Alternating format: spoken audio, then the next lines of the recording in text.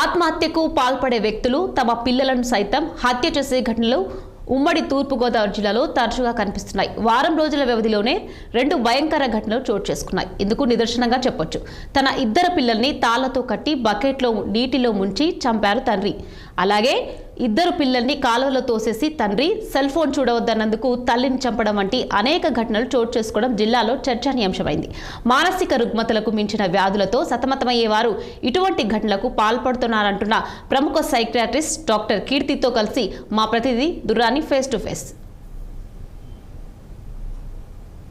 అది బలహీన క్షణం కావచ్చు, లేదా బలమైన కారణం ఉండొచ్చు. ఏదైనా ఒక వ్యక్తి ఆ సమస్యలను అధిగమించలేక ఆత్మహత్య ప్రయత్నం చేయడం అన్నది ఒకైతే అయితే, అతను తను చాలిస్తూ తన పిల్లలను కూడా తీసుకెళ్లడం అన్న ప్రవృత్తి, ఆ రుగ్మత ఏ విధంగా వెళ్తుంది, దీన్ని ఏ విధంగా తెలుసుకోవాలి, ఇటువంటి అనేక సందేహాల నిమిత్తం తెలుసుకునే ప్రయత్నంలో భాగంగా ప్రముఖ సైకాలజిస్ట్ డాక్టర్ కీర్తి గారు మన వద్ద ఉన్నారు. ఆమెను డాక్టర్ గారిని అడిగి కొన్ని విషయాలు తెలుసుకునే ప్రయత్నం చేద్దాం. నమస్తే మేడం. ఇప్పుడు వాస్తవంగా ఒక వ్యక్తి చనిపోవాలని ఎందుకు భావిస్తాడు, దానికి సంఘటనలు ఎలా ఉంటాయి, అలాగే తన పిల్లలు కూడా చంపాలనుకోవడం ఎంతవరకు ఈ పరిస్థితులు ఎలా ఉంటాయి, కాస్త వివరంగా చెప్పండి. ముఖ్యంగా అంటే ఇలాంటి విషయాలు జరుగుతున్నప్పుడు ముందుగా అతనికి ఇది వరకు ఏమైనా మానసిక ఇబ్బంది ఉందా, లేదా ప్రజెంట్ లో అతనికి ఏమైనా ఇప్పుడు మానసిక ఇబ్బందిగా ఉందా లేదా మనం తెలుసుకోవాలి. దానికి ఫస్ట్ ఇంట్లో వాళ్ళతో సహా వాళ్ళకి ఏమైనా బాధగా ఉన్నా, లేకపోతే ఏదైనా స్ట్రెస్ ఉన్నా, ఉద్యోగ పరంగా లేదా ఫైనాన్షియల్ గా కానీ అలాంటివి ఏమన్నా ఉన్నప్పుడు ఇంట్లో వాళ్ళు ఫస్ట్ ఐడెంటిఫై చేయాలి. లేదు జాబ్ ప్లేస్ లో అయితే జాబ్ ప్లేస్ లో అయినా ఐడెంటిఫై చేయాలి. సో యూజువల్ గా అలా పిల్లలతో సహా చంపేసే అంత ఆలోచన వస్తుంది అని అంటే మెయిన్ గా ఇతను ఎంతో కొంత బాగా ఒత్తిడికి గురవడం లేదా మానసికంగా ఇబ్బంది పడడం జరుగుతున్నారు.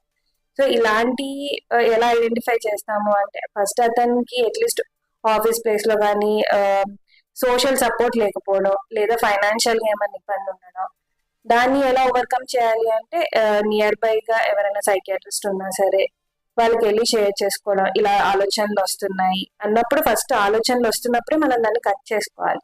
సో దగ్గరలో ఉన్న సైకియాట్రిస్ట్ దగ్గరికి వచ్చినప్పుడు వాళ్ళు కౌన్సిలింగ్ చేయడం, లేదా బాగా ఇబ్బందిగా ఉంది అలాంటివి అన్నప్పుడు మనం మందులు పెట్టుకోవడం, ఇలా మనం చేయాలి.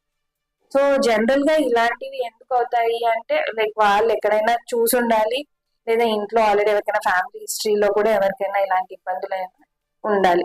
మెయిన్ గా ఏంటంటే సోషల్ సపోర్ట్ లేకపోవడం.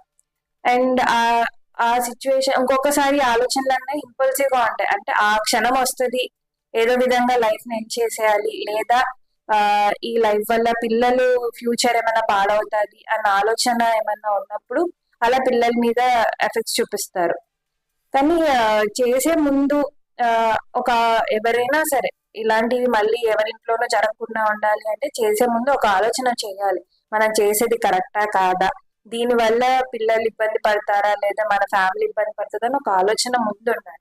అండ్ మోరోవర్ ఇలాంటి ఆలోచనలు వస్తున్నప్పుడు మనకి ఫ్రీ హెల్ప్ లైన్ సర్వీసెస్ ఉన్నాయి, 1098 కానీ అలా ఉంటాయి. వాళ్ళకి కాల్ చేసుకొని ఇలాంటి ఆలోచనలు వస్తున్నాయి అన్నప్పుడు ఇమీడియట్ గా ఫోన్ చేస్తే మనకి ఏదో విధంగా హెల్ప్ అనేది ఉంటుంది.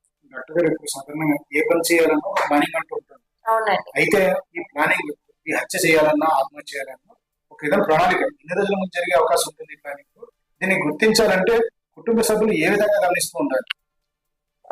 ఎలాంటి సందర్భాల్లో మనకి ఆ మనిషిలో మార్పు వచ్చిందని తెలుస్తుంది అంటే ఎవరితోనూ కలవకపోవడం. జనరల్ గా డిప్రెషన్ లో ఉన్న వాళ్ళే ఇలాంటి ఆలోచనలకు వస్తాయి.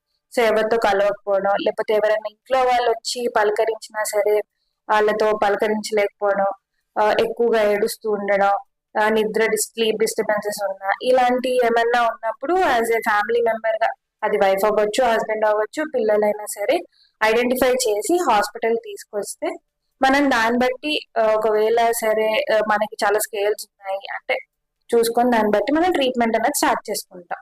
ఇప్పుడు జనరల్ గా అయితే కనుక ఇవి జరగడానికి కారణాలు లీగల్ అఫైర్స్ కానీ ఇతర కారణాలు ఉంటారు కదా, ఇవి ఏమైనా పరిగణలో తీసుకోవచ్చు? Illegal affairs first main thing ఇంట్లో ఒక అట్మాస్ఫియర్ అంటే వైఫ్ అండ్ హస్బెండ్ మధ్యన ఉన్న రిలేషన్షిప్ బాగుండాలి.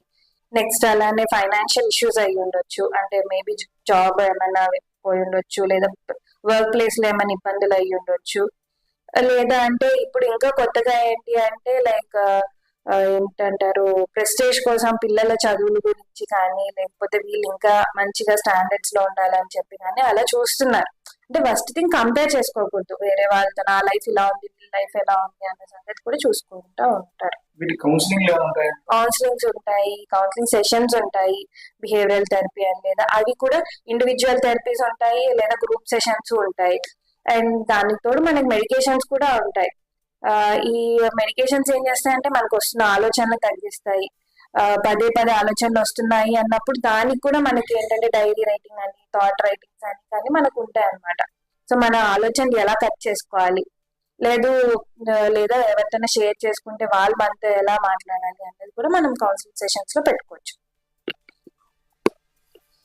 వాస్తవంగా చెప్తే మానసిక రుగ్మత కావచ్చు, ఉద్రేకం కావచ్చు, ఏదైనా సమయంలో ఇటువంటి నిర్ణయాలు తీసుకునే ముందు ఒక ఆలోచన విధానం మారాలని, సరైన విధానంలో ఆలోచిస్తే ఇటువంటి ఉపద్రవాలు ఏర్పడమని, ఎందుకంటే కుటుంబ వ్యవస్థకే మచ్చ తెచ్చేటువంటి కారణాలు మనం నిరోధించాలంటే కనుక సరైన కుటుంబం అంతా, అంటే వారి భార్య భర్తలు కానీ పిల్లలు కానీ సఖ్యంగా ఉండాలి, ఒకరితో ఒకటి షేర్ చేసుకోవాలనే భావన డాక్టర్ కీర్తి గారు చెప్తున్నారు. వీడియో జర్నలిస్ట్ నదీం కందూరు అని కాకినాడ. అది బలహీన